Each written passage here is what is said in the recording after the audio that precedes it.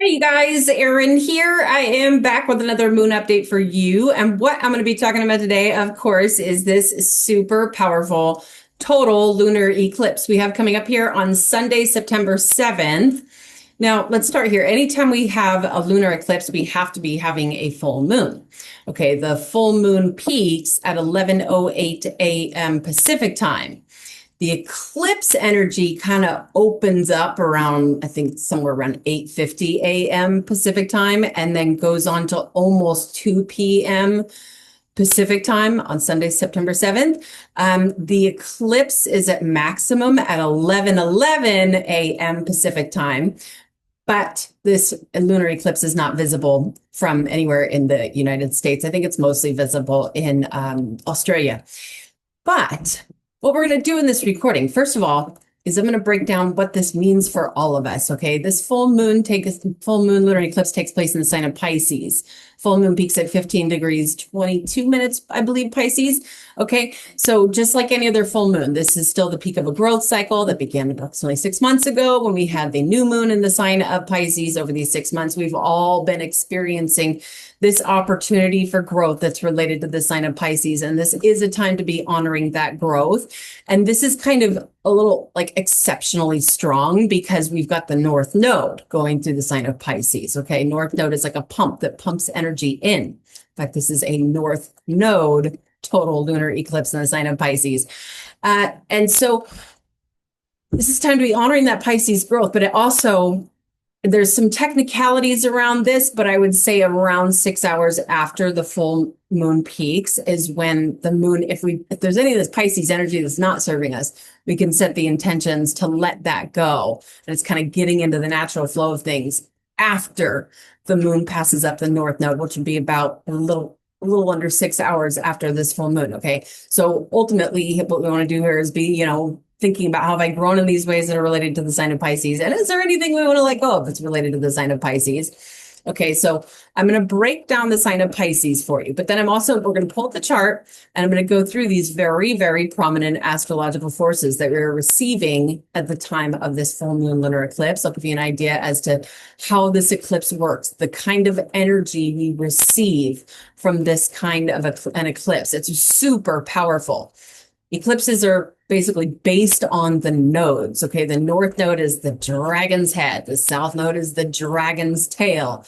Okay, so it's kind of aggressive energy, but there's actually some real beautiful energy coming through with this lunar eclipse as well. So we'll go through all those aspects, especially this trine between Uranus and Pluto is so strong. Lined up, they're making a very, very, very strong sextile over to mostly Neptune, but a little bit with Saturn as well. And all of these power players are in retrograde. So really, really strong stuff coming through. And then I'm going to be talking about certain parts of the body that are ruled by the sign of Pisces, because these parts of our bodies become sensitized anytime anything up in the sky is transiting through the sign of Pisces. And of course, for this transit, we've got the full moon in the sign of Pisces. But again, we've also got the North Node in the sign of Pisces.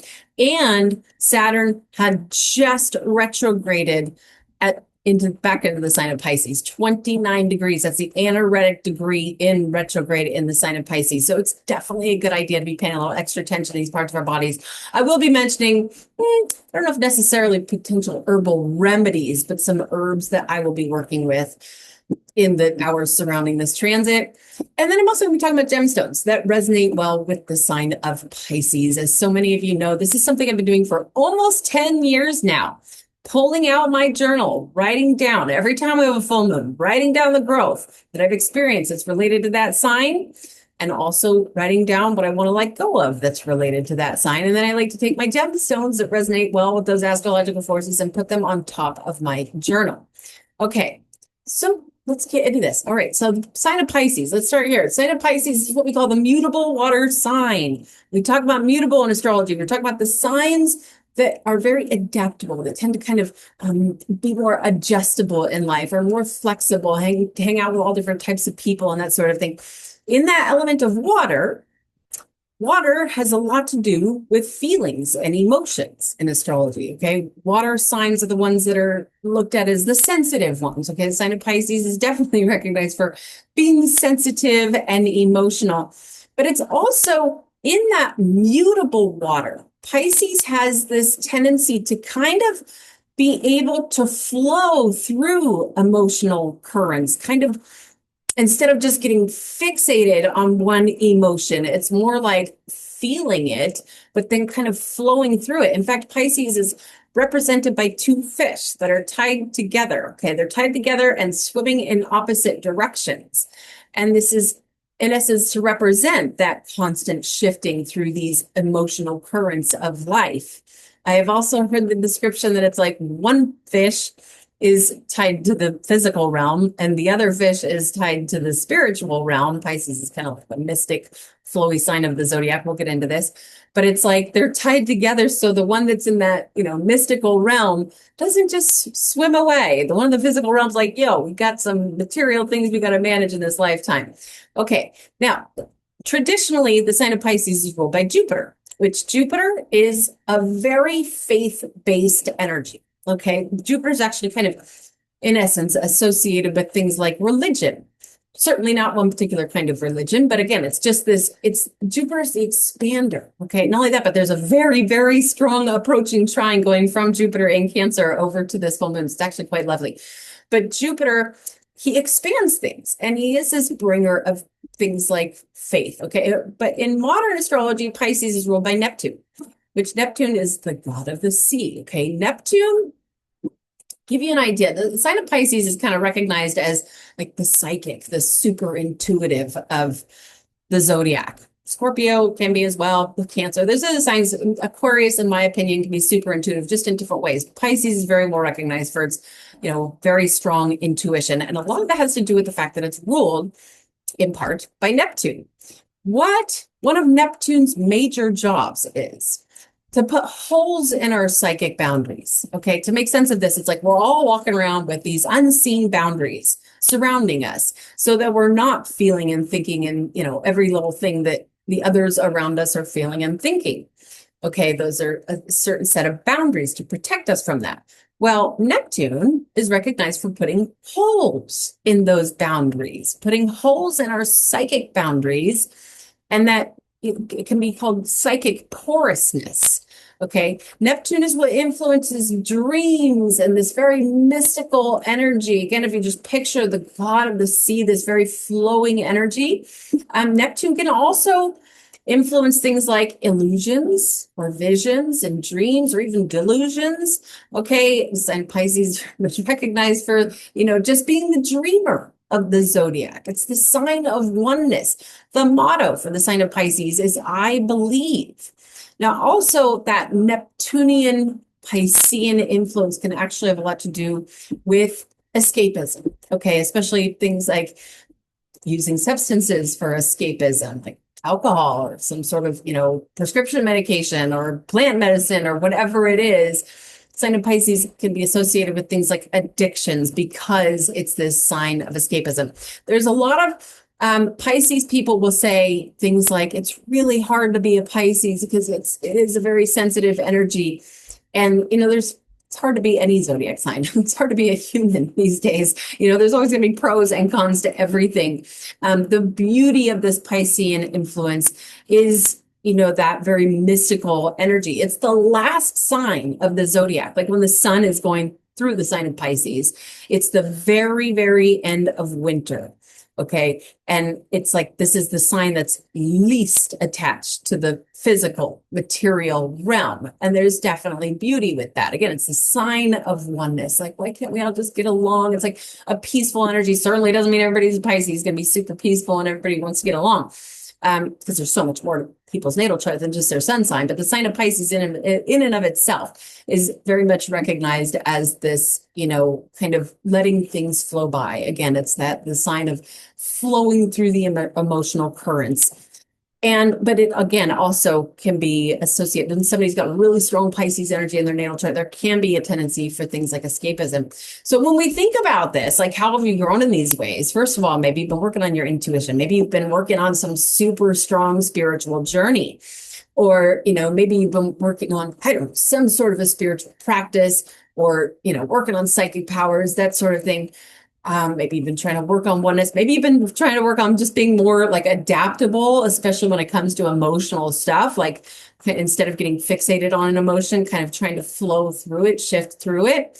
But again, also maybe if you're somebody who's been, and the escapism I'm speaking of here is not just with drugs or alcohol. It could just be, you know, kind of escaping from the responsibilities of life. That's one to really take into consideration, especially since Saturn's retrograding back into Pisces all the way until February 13th of 2026. Saturn is saying, yeah, you better snap out of those escapism sort of feelings. But maybe if that is something that's been going on for you, maybe you've been overindulging in some sort of substance, or just, again, say, just like, I just would rather sleep than take care of my responsibilities. I'd rather just lay in bed and dream of things, that sort of thing. If that's the case, you might want to let some of that go. And keep in mind, this is very, very, very powerful because it's the full moon in Pisces, which is, you know, very strong Pisces energy in and of itself. But the North Node is like a pump. It's the dragon's head.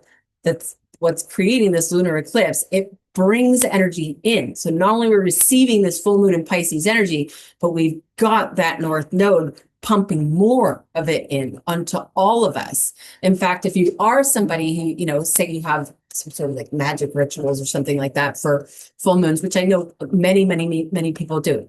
I do to a certain degree, but for me, it's more my journal entry. I'm not out there making fire pits and dancing around naked or anything like that. Although that does seem kind of fun, but that's just doesn't really fit into my day-to-day routines. But, you know, if you are somebody who really, what's the word I'm looking for here? If you take part in something like that, you might want to be a little bit mindful, especially if you're already somebody who's very Piscean, somebody who's very already super magically tapped in. You might want to be a little bit mindful of that because this is such an unearthly energy. Okay, so there's that. More than anything, how we go in these ways? And is there anything you want to let go of that's related to the sign of Pisces? Let's pull up the chart here and start going through some of these aspects. Okay, so if you're new here, I work with geocentric Western astrology. So with that said, what we're looking at here is a snapshot of what we call the tropical zodiac at the time of this full moon. Okay, now with geocentric, we put Earth right here in the middle of this thing. These right here are the symbols for the planets and celestial bodies. Like there's Jupiter, down here's the moon, here's Saturn, here's Neptune. And when we go in the wheel just a little ways, these are the symbols for the zodiac signs that will be beaming through onto Earth at the time of this full moon. Okay, now let's start here. This right here is a symbol for the moon, and this right here is a glyph for the sign of Pisces. Okay, now here again, so the moon's coming through 15 degrees and 22 minutes Pisces. If you've got anything in your natal chart between, I'm going to go down to say 12 all the way up to 22 degrees Pisces. Of course, depending on what that thing is, it's going to be very different if you say you got Saturn there than versus if you've got Jupiter there. It very much depends on what that celestial body is that is in your natal chart. But just try to think about this. If you've got some sort of, even if it's an asteroid or something like that, that is in between those degrees of the sign of Pisces, this full moon is beaming right on that thing. Again, this peak of this growth cycle. But the North Node is there going woof.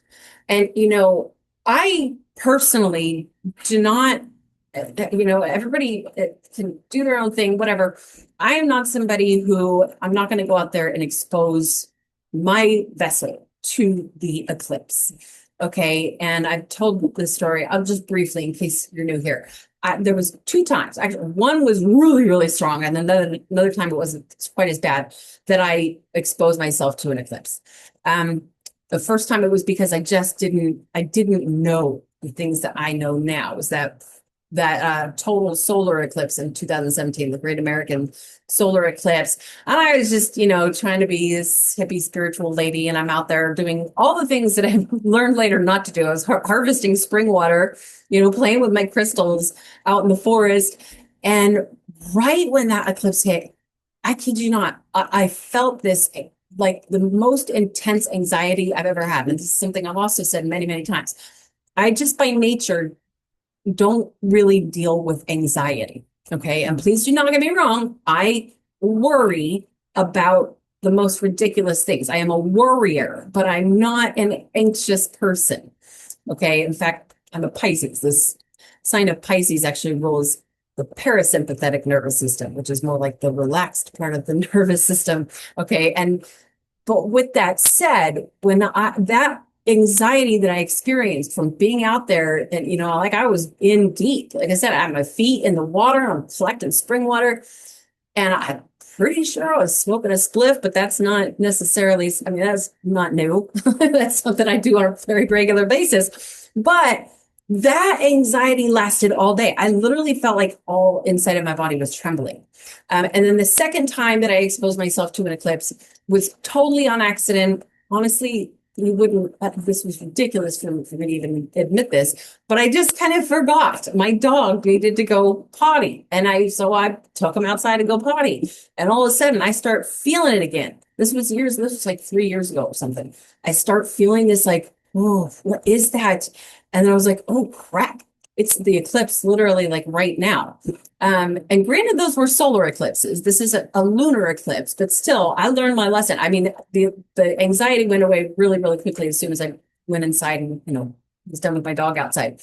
But I also know plenty of people who have gone out and exposed themselves to eclipses and been totally fine. But I also actually know 2 very severe cases of something that went on for people that during an eclipse that I'm not even going to that. So with all this said, I don't recommend, even if the eclipse is not visible, where you're at, in the United States or whatever, I don't personally recommend going out there and exposing ourselves to eclipse energy. But by all means, if you feel called to. And also, let's talk about this as well. Let's take Hopi, the Hopi tradition, when there was an eclipse, like they would cover up their water source and they would hide in caves and that sort of thing to keep themselves protected from this. Some traditions would go out and smash pots together, like smash like ceramic pots to break the pots. And I have read in one book that was to help scare the dragon away with an eclipse, because the north node, that's the dragon's head, the south node over here is the dragon's tail, was to scare the dragon away. But then in more of like through the Academy for Astrological Medicine and kind of more traditional studies of astrology, I was taught that they were smashing those pots because it was like they're trying, like something, the eclipses can have a tendency to break things, whether if it's from a emotional level or actual physical level. And so they're breaking the pots to try and break the chain of something breaking, say, in their body or in their environment or in their surroundings. Okay. And so that's how my information about eclipses. But if you're somebody who wants to go out there, just, take it all in, by all means. And if you do, I would love to know your experience. So please do leave it. If you've got eclipse experiences, I would love to read about them in the comment section, because eclipses are my favorite topic in astrology. And I like to learn as much as I can about them from people's own personal experiences. Okay, so there's that. Now, go over here, opposite that, here's the sun. Every time we have a full moon, the sun and the moon are opposite each other. Okay, and here's the south node. The south node and the north node are always exactly opposite each other. So when we have a full moon, sun and moon opposite each other, and they're next to the nodes, the lunar nodes, north and south node, that's what makes an eclipse occur. Okay, so here we have the sun over here at 15 degrees, 22 degrees, so 15 degrees, 22 minutes, Virgo. Okay, and very happy solar return to all of you Virgos out there. I've got so many Virgo friends and I just adore you guys so much. This is an interesting time for Virgos, okay? Because the south node, again, that's the dragon's tail, okay? And they're said to be aggressive. These nodes, they rule over the journey of our soul going from lifetime to lifetime, okay? It is said that we incarnate through something called Saros cycles of eclipses, okay? And these nodes, again, they're really what create an eclipse, okay? And they're said to be, it's like the North Node can be aggressive in the sense that, in fact, the North Node is kind of very strongly associated with like materialism, or even the North Node can also have a lot to do with addictions, especially coming through the sign of Pisces. Or things like greed, like I need more of this, I need more of this, versus the South Node, the drain point. I've heard it being described as like the dragon's tail that whips around, but it's this point of detachment. It takes things away. Okay. And the South Node's going through the sign of Virgo till the end of July of 2026. North Node's going through the sign of Pisces till the end of July of 2026. So with that said, this Virgo energy, it's being drained out. Okay, that's something to be very mindful of. Let's say if you've got anything between 12 and 22 degrees Virgo, then that thing in your chart, again, it totally depends on what it is. It's going to be super different if it's Mars versus if it's Jupiter or, whatever, Saturn. But overall, that South Node takes things away. And this, when we have an eclipse, this total lunar eclipse, if you can picture it, say you're in your room, you're in a dark room and you're looking at your phone. You've got your phone on the screen, like brightened up all the way. No blue light protector. You're just staring at your phone in the dark. And then you turn your phone off.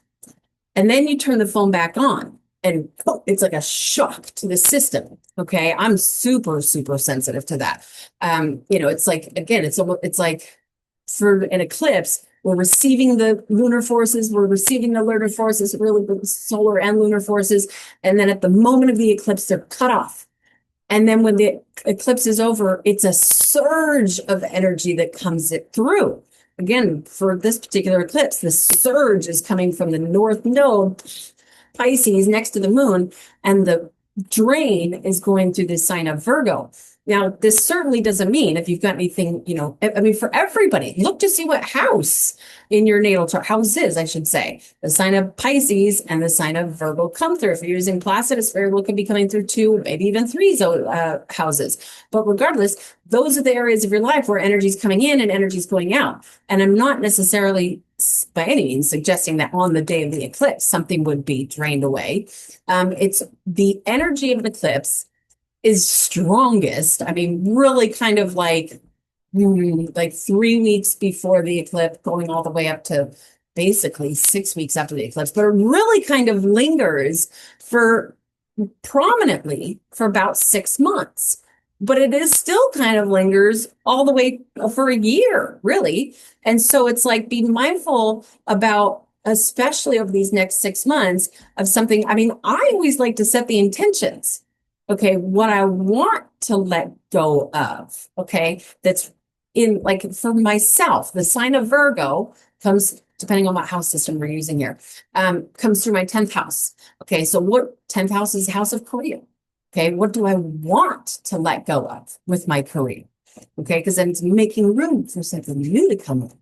All right, so I hope that made sense. Now, let's talk about Mercury, since Mercury's right here. So Mercury's going through Virgo, which I love Mercury in Virgo because Mercury rules Virgo. Okay, this is really good for intellect. Mercury is data processing, information going in through our nervous system, going stored into our spinal cord and our consciousness. And then when we want to communicate that information, Mercury finds that information, brings back out for us to communicate. Okay, it has a lot to do with our mental function and communication. And when Mercury's in the sign of Virgo, Mercury's in his own home and he gets to function the way he wants to there. Okay. And knowing that he's not in retrograde, like this could actually potentially be a really good time for working on something that requires a lot of brain power or something that requires some sort of like communication, either written or verbal. And especially if you've got something near 10 degrees Virgo, again, it depends greatly on what that thing is, but still, that's just something to take into consideration. Mercury, ruler of our mental function and information data processing, is working comfortably. Okay, so let's go over to Jupiter here. Jupiter, basically one of the rulers of this full moon eclipse, because Jupiter's Pisces traditional ruler, is exalted in the sign of Cancer all the way until either June or July. I think it's the end of June of 2026. Jupiter is going to the sign of Cancer. If you got anything near 19 degrees Cancer, this could very well be a time of abundance for you. Or maybe you're feeling extra charitable. Jupiter, he's the great benefic, and this sign of Cancer is his favorite sign to be in. Okay, but more, what's more exciting about this, I should say, is that there's this trine, and not only that, but it's an approaching trine between Jupiter and the moon. Again, Jupiter, he's like the lord of this full moon total lunar eclipse, north node total lunar eclipse, and he's harmonizing with it. Jupiter's sending harmonious rays towards this full moon total lunar eclipse, and he's in his favorite sign. If you got anything, I'm going to go with between 17 to 22 degrees of the sign of Cancer, Pisces, or even Scorpio, then that thing could be really getting some lovely activation in the days surrounding this transit. Okay, so there's that. Now let's go to Neptune, the other ruler of this full moon. So here's Neptune coming in retrograde, going through the sign of Aries. Okay, so I kind of feel like I need to put all these little puzzle pieces together in order for me to really make sense of all of this. Let's just start here. We talked about Neptune. Neptune's the dreamer, visions, psychic powers, but also could be like magic or delusions or that sort of thing. Neptune can also influence things like escapism, wanting to not take care of the earthly responsibilities. So be mindful of that, especially while he's in retrograde. But what's going on here? Okay, I gotta put all these guys together. Here's Uranus, also in retrograde, going through the sign of Gemini, 1 degree. Then we've got Pluto here, 1 degree, also in retrograde, going through the sign of Aquarius. These guys, Uranus and Pluto, are beaming this trine, harmonious ray at each other. Okay, in air signs.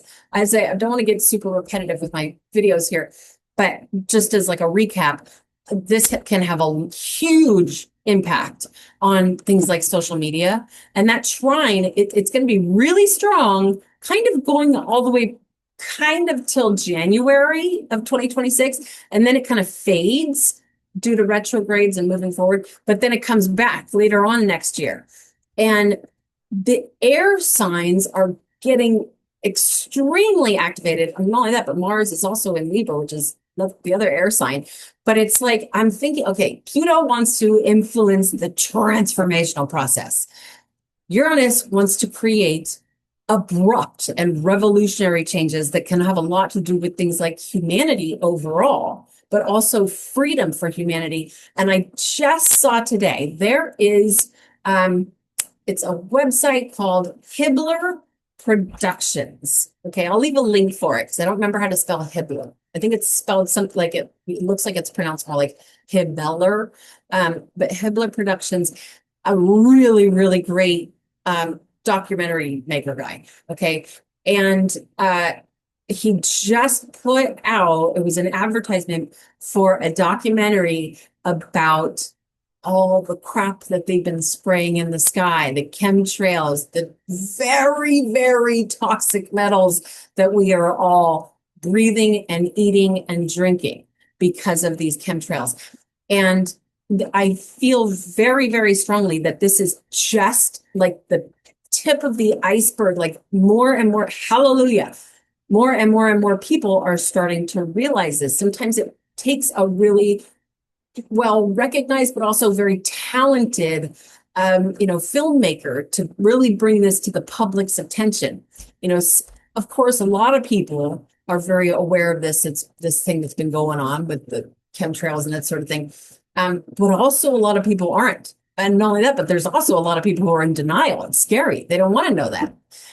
But I think what's going on here is it's breaking the door open to get this out to the masses. And I kind of feel like it might fade away a little bit, but then I feel like next year, especially May and June of 2026, when this trine comes back between these two guys in the air signs, I feel like that's what it thinks things are going to start to, more and more people are going to start to stand up to this to the point where it can't be suppressed anymore. I mean, how it's crazy to me. It's like all you have to do is look up, and it's all right there. You can see it with your own eyes. Okay, so there's that. And then going back here to Neptune. Okay, so I better bring up Saturn here as well. So Saturn, he's at the anaretic degree, 29 degrees, and in retrograde in the sign of Pisces. Okay, now you can almost kind of think of this as Uranus is god of the sky. Okay, Pluto is like god of the underworld. Okay, that's Hades, and then Neptune here, god of the sea. Okay, Poseidon. Okay, then Saturn here, kind of, I mean, this isn't very technically correct, but can be kind of thought of as like the god of Earth. Or Saturn, out of all these guys, has the most influence on Earth. Okay, and so all of these guys are having this. Here's Uranus sending a sextile to Neptune and Saturn, and Pluto sending a sextile to Neptune and Saturn. So we've got, the way I'm seeing this is the god of the sea, the god of the underworld, the god of the sky, and god of earth. They're all having these very, very strong conversations together, and they are all in retrograde. This is, in my very strong opinion, just the beginning of some massive changes that we're about to see unfold, especially over the next 7 years when Uranus really starts to pick up through that sign of Gemini. This, I've said it before, and I know a lot of people are talking about it. I do think that there's very strong potential that this opens up even more of a tendency for war. Okay. I mean, seems like there's always a war going on, but it could kind of get explosive. But I don't want to scare anybody by any means. I do feel like this is also kind of opening up the potential for humanity to come together and get the power back, especially through sharing information. Yes, there's a lot of suppressed, shadow banned stuff going on in social media accounts, YouTube, Instagram. I haven't used Facebook for years. At least I haven't been on Facebook. I share my videos on Facebook from YouTube, but I haven't been on Instagram in probably 3 years. But from my understanding, there's a lot of, shadow banning that goes on with all of these social media sites. Maybe not so much Telegram, maybe so, I don't know. But I do think that more and more people are starting to get savvy to this stuff. And the combination of all these guys really leads to the opening of this age of Aquarius, and people kind of uniting. Of course, there's a whole heck of a lot of division going on, but I'm also seeing more and more people wanting to come together. Of course, there's political, division and religious division and all those things. But I also feel like more and more people are starting to realize that we have been living in this corrupt, system for an eternity. I mean, in my opinion, but it's gotten worse and worse and worse and worse and worse. And people have been manipulated, and more people are starting to realize that. And I do feel like the combination of these power players, Saturn, Uranus, Neptune, and Pluto, all having these conversations together. And it's they're going to be really, really strong kind of until January, February. Then those connections are going to fade, but then they're going to come back again in 2026. And so I think that's really, really powerful stuff. Okay, now let's go over to Mars here. Mars, influencer of aggression and war. And if you look at Mars' symbol, it's like he wants to penetrate. Okay, that little arrow coming in, it's to pierce through things and penetrate. Mars coming through another air sign, through the sign of Libra, also making a really strong square to Jupiter. That's interesting. I didn't notice that earlier. But okay, so let's start here. The sign of Libra, again, another air sign. I do think there's going to be a lot. Mars is going through Libra until something like September 23rd. Basically, the first 3 weeks of September, Mars is finishing up in Libra. And that sign of Libra actually is like the sign of justice, okay? It's represented by the scales. It's a charming, lovely energy ruled by Venus. It's a sign of relationships and has a lot to do with partnerships and sharing your energy with others. And Mars is debilitated in the sign of Libra, but it's also the sign of justice, okay? And the motto is I balance. When we think about the scales and you go into a courtroom, a lot of times you're going to see scales like etched into the wall or something that has to do with the scales. That's Libra. Well, Mars, he's piercing through that. And I feel like this is also, especially with this square going to Jupiter here, it's kind of like forcing or piercing through people. The first thing that comes to mind, I hate, it's like everybody's talking about it, but the Epstein files, if there even is such a thing, the Epstein information, like more people are going, excuse me, but I think we need to understand what's actually going on here. And not only that, but it's also, what did I see? I think the book was called One Nation Under Blackmail. And more people are starting to realize that there is a lot of this blackmail stuff going on, and human trafficking and really, really awful stuff that is not just for humanity. And I do feel like Mars going through Libra he's trying to pierce through that. He's trying to like rev people up to fight against this overall corruption. Okay, so I hope that makes sense.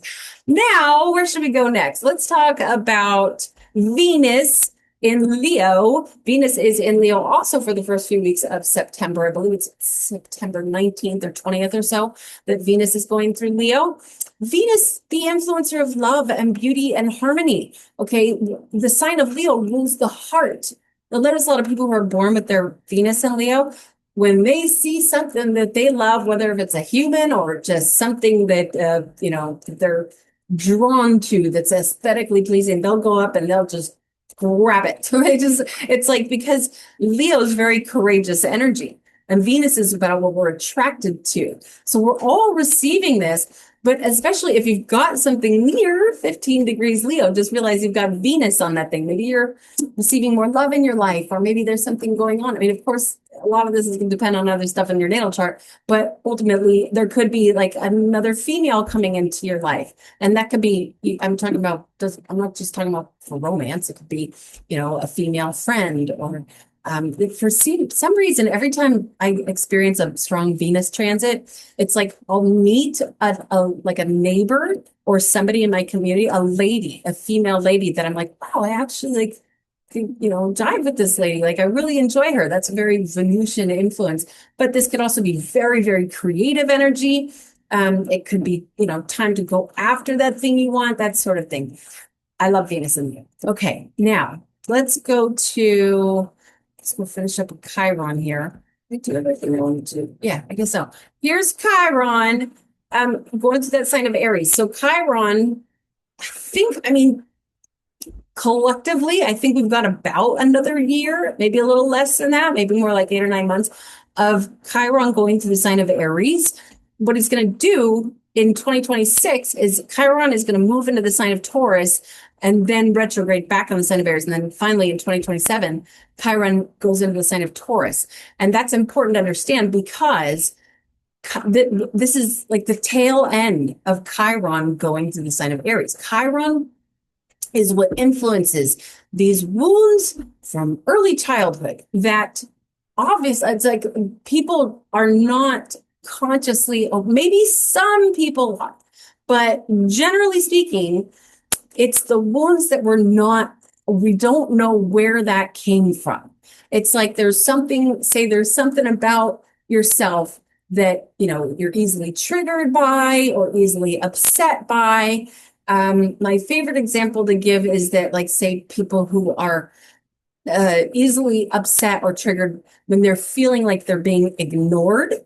And that potentially could have come from when they were a child and trying to get, say, their parents' attention, and their parents were busy with something and were ignoring them. Say they're 3 years old and trying to, hey, mom, but mom was busy and she couldn't come running over. And so that created this wound in this 3-year-old child. And I don't think that, that child is consciously aware, especially like a year or two later, like, boy, I don't like being ignored because my mom ignored me when I was 3 years old.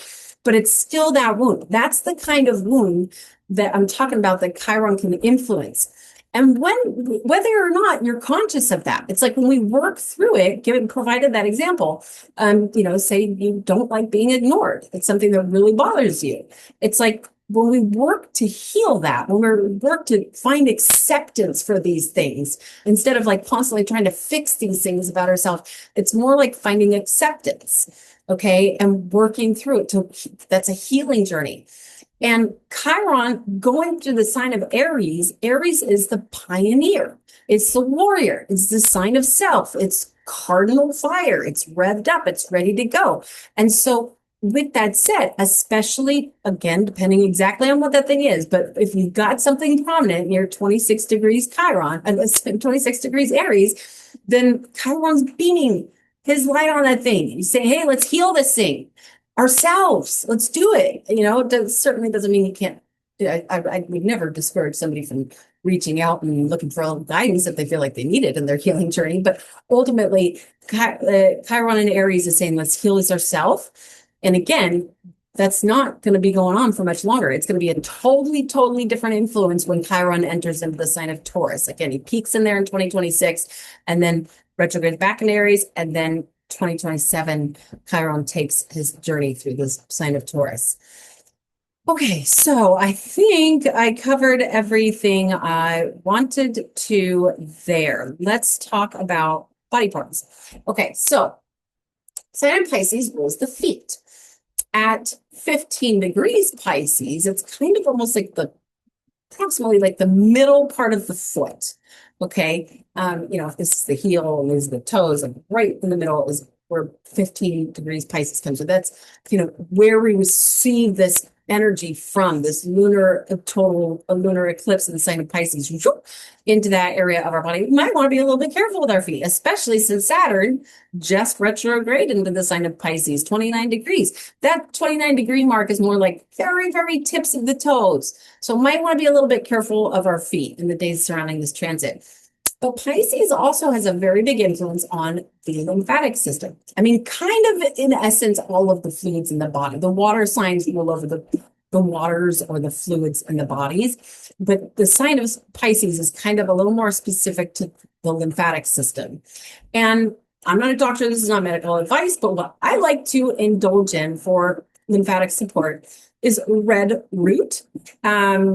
As a tea. And then also there's something called poke root, but poke root that's one that, from my understanding, it's very important that it's done in very, very, very small doses, because otherwise it can be very toxic. The poke root is said to kind of like poke through the lymphatic system. Again, this is not medical advice. This is just things that I have learned from my wonderful teachers over the years. But also, even especially since Jupiter's in Cancer, I think I'm going to use red root, which I actually don't have right now. In fact, I think one of the stores seems I'm done with this recording, get some red root.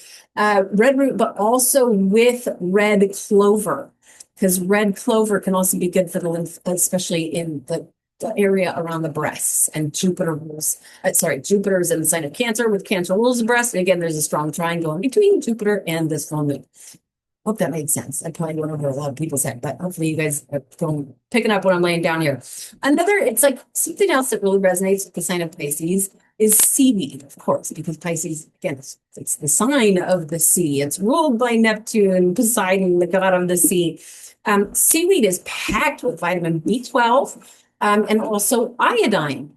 From my understanding, which is a little bit of a shame because I love the little seaweed packets, and I know a lot of people don't like it. I mean, I've been in rooms where people are like eating my little packets of seaweed and people are like, oh, it stinks. I'm sorry. I love it. But it's, if you're taking it kind of more like for medicinal purposes, like dulse or kelp can be really good. And I'm trying to remember the name of this company where I got my last thing of seaweed from. It is called, oh boy, hold on, it'll come to me. It is something sea vegetable, Maine, Maine, Coast Sea Vegetable. It's SEA, vegetable. I'll leave a link for that as well. Really good, high quality. Again, especially, got that Pisces energy in your chart and that sort of thing. Another thing to mention here is that with all this Pisces energy coming through, let's say you want to get super mystical. You want to just, you want to get out there. Damiana can be very like a floaty kind of tea, like feeling kind of floaty. It's also an aphrodisiac. And by the way, the sign of Pisces, at least from my understanding, what I've learned from one of my favorite teachers, is that Pisces actually is the sign that rules over the pleasure of sex. Okay, there's other signs that have a lot to do with sex. Obviously, Scorpio, Leo, that sort of thing. Pisces, apparently, like the sign of the pleasure of sex, and Damiana is an aphrodisiac. Okay, I've never experienced that from Damiana. Every time I've had it, it's just kind of like, ooh, it's just a floaty feeling. Another one is blue lotus tea, is very Piscean. It's a very floaty kind of energy. Not like it's going to get you high or anything like that. You really have to, you have to drink a lot of this tea if you were to experience that. But it's more like just a gentle, uplifting kind of energy that could be really nice for some people to indulge in. But also, for people who already are like kind of living in dreamland, kind of a floaty kind of person, myself, I'm very much like that. I've definitely got a lot of like a better grip on it over the last like 8 years, 10 years. But I am a Pisces and I was born with Neptune on my ascendant. And I'm not kidding you. Growing up, and still to this day, it kind of happens. And it doesn't happen when I'm giving a reading or teaching a class or anything like that. But if I'm just, at a gathering or whatever, if I'm just talking to somebody just out in the public, I've literally had to stop people and say, would you mind repeating what you just said? Because I just went off into my daydream land and I didn't hear anything you said. And I'm very apologetic for it. And I try to be as nice as I can about it. It's just a Pisces thing to kind of, where am I sort of thing? But a lot of times Pisces also is like kind of psychic enough to just kind of flip back into, I can pretend like I know what they were saying. I've done that before too. But overall, with that kind of dreamy, where am I kind of energy that we get from the sign of Pisces, maybe something a little more grounding could be good for some people out there. I would say something like burdock root, like something that's very like a really thick root kind of herb, or even just eating potatoes or that sort of thing, could be good for some people. But again, I have to repeat that. This is not medical advice. I have to watch my back when making these videos. Okay. Another thing I want to mention here is that it just slipped my mind. I'm having a Pisces moment. It just slipped my mind. There was something else I wanted to mention here. Oh, some people, I actually know quite a few people who've done this, will fast on the day of an eclipse, like a water fast, or maybe nothing. I'm not telling anybody to do that, I'm not encouraging anybody to do that, but I do know some people who have felt like they almost like a reboot from fasting on the day of an eclipse. I've never tried that. Maybe I will consider trying that. I might do that for this lunar eclipse. Okay, so there's that. Now, gemstones. The dedicated zodiacal birthstone for the sign of Pisces is, of course, aquamarine. It's right here is aquamarine. I got a few pieces here to show you. And the camera never picks up the beauty of these things. It's such aquamarine. I mean, it's the color of the sea. This is the sign of the sea. And aquamarine, I wish I could get the camera to really focus on that. That's my favorite one. Aquamarine is traditionally used for traveling overseas, like on a ship, going across the ocean to keep you protected. But any time I've ever had to fly, I don't like flying. I don't like flying. In fact, I went on a cruise last summer, summer of 2024, an 11-day cruise. I was far more like in my body, felt better about being on a cruise in the water. And trust me, I know there's a lot of really bad things about cruise. It was a family gathering and I kind of felt obligated to go. But and parts of it were quite lovely, really. It was something that it was a really neat experience to be out in the middle of the ocean and see nothing but water for just ever. But I brought my aquamarine on that. But also, I do not like flying. I don't do well on airplanes. Talk about that's like the one time where my body does get anxiety. In fact, my body gets more anxiety in the airport than when I'm actually flying in the sky, or like taking off is also really uncomfortable. I don't like flying. It's weird because my 3 civilies all love flying. They have no problem. They'll fly all anywhere, fly over to anywhere. I'm taking an 18-hour flight comfortably. Nope, not me. So anytime I fly over the ocean, I always bring my aquamarine to keep me protected. But it's also, aquamarine is also, it's like, if you just look at it, it's like it's a stone of mysticism. It's a stone of like lifting the energies up. Pisces is the sign of oneness, okay? Now, I think the next one I'll bring up here, this right here is fluorite, which fluorite also resonates beautifully with the sign of Pisces. This is kind of a dark purple fluorite. A lot of fluorite will come with a blend of colors that look like aquamarine, like a bluish tone or a greenish tone with purple in the fluorite, which is beautiful. There's pink fluorite, there's yellow fluorite. And from my understanding, fluorite, metaphysically speaking here, is supposed to be great for the lymphatic system. And it's also a very protective stone. I've told stories. I know a woman who would put fluorite in her bra to help kind of influence the healthier lymph flow. Whether or not it did anything, I don't know. Now, also, I'm going to bring this one out. I never bring this one out. This is one of the most beautiful stones I've got here. This right here is called tanzanite. Tanzanite is a beautiful purple stone. It's a little more expensive than aquamarine. Some aquamarine can be super, super expensive. There's all different qualities and different sizes and all sorts of things. But tanzanite is a super, super powerful stone for tapping into intuition, for it almost to the point where you might want to be a little bit careful if you're somebody who already has a super, you're psychically tapped in. There was one time where I was meditating with tanzanite. In fact, do I have that one here too? I do. This right here is a Herkimer diamond, okay? And this right here is tanzanite. And one time I was meditating with them in my hands, and it was almost like to the point where it was scary because the things that were coming into my mind, like picking up on these psychic downloads that were, if I'm being totally honest, a little bit unpleasant. And so that's something to be very, very careful with. But also, let's see here. Let's go with this. Something that's a little more protective that resonates with the sign of Pisces. This right here is Bloodstone, which is kind of more like Aries stone, one of Aries' really strong stones. But Aries comes right after Pisces. It's kind of like a stone between the shift of the end of winter going into spring, but it's also protective and it's a little more grounding than the other stones I've been showing you. And speaking of protection, this right here is my favorite protective stone. Like, kind of a funny story about it. This right here is black tourmaline, where I've had this thing for probably, I don't know, like 15 years, maybe even more than that, maybe 16 years. And I got it very specifically for protection. I had read in one of my books and get black tourmaline for protection, and I love it. I also take this when I go flying over the ocean or whatever it is. I always keep, and I feel like I need to be protected. I take my black tourmaline, and not too long ago, I just out of curiosity, I just wanted to see what Google would say. So I typed it into Google. What is the most protective gemstone? And of course, it said something like it's not fair to say this is confirmed the most protective gemstone, but it said that most people say that black tourmaline is the most protective gemstone. And I gotta say that I feel that. I feel that. I mean, I don't know necessarily if it's like some books will say that it absorbs, unwanted energies. Some will say it will reflect unwanted energies. Some sources will say it does both.